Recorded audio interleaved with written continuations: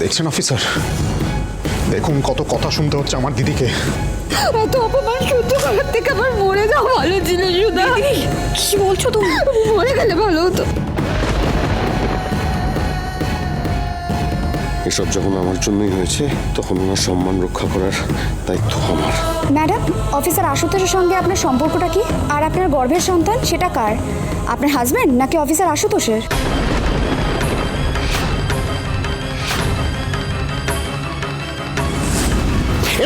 অনেকক্ষণ ধরে বলছি আপনাদেরকে, দেখবেন কি সম্পর্ক, দেখবেন তো?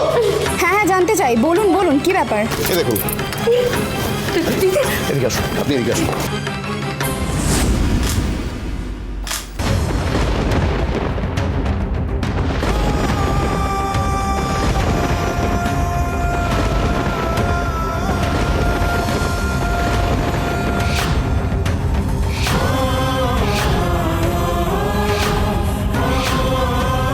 আমি জানি আমাকে আপনি ভুল বুঝবেন, দোষারোপ করবেন, তবু আপনার সম্মান বাঁচাতে আর এই মানুষগুলোর মুখ সারা জীবনের মতো বন্ধ করতে আমাকে এটা করতেই হলো। এ দেখুন, উনি আর বিধবা নেই। দেখছেন কি সম্পর্ক? দেখে নিয়েছেন আপনারা? বিশ্বাসটা কি করলো? অফিসার আশুতোষ সেটা কি করলেন? এছাড়া আর তো কোনো উপায় ছিল না দিদিভাই। গজানন, দিদিভাই, দিদিভাই, দিদিভাই, আশুতোষ বাবু দিদিকে সিঁদুর পরিয়ে দিল। এ তো দেখছি মেঘনা চাইতেই জল। যাক বাবা, পুলিশ অফিসার নিজেই আমাদের কাজটা করে দিলেন। ব্যাড মাদার ইন ল, এসব হচ্ছেটা কি?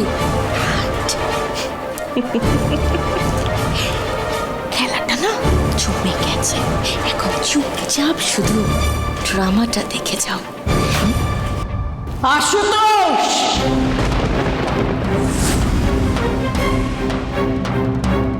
এটা কি করলেন আপনি?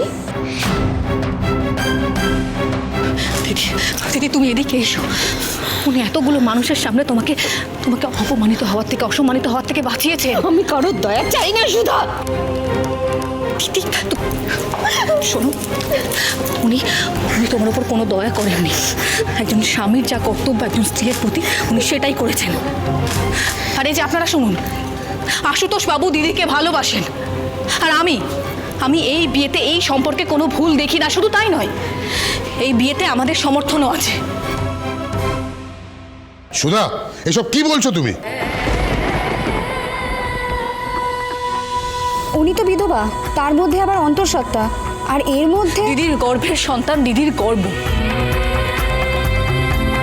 আর একটা মেয়ে বিধবা অন্তঃসত্ত্বা বলে কি সে নিজের মতো করে বাঁচতে পারবে না? সেই অধিকার তার নেই।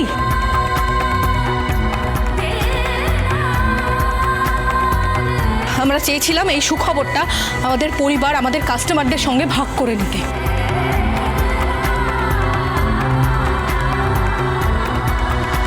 আমরা চেয়েছিলাম সমাজের কাছে একটা বার্তা পৌঁছে দিতে। ভালোবাসা কোনো বাঁধন মানে না, কোনো নিয়ম মানে না, ভালোবাসা কোনো অনুশাসন মানে না। শুভ বিবাহ সোম থেকে রবি প্রতিদিন রাত 10:30টায় স্টার জলসায় ও জিও হটস্টারে।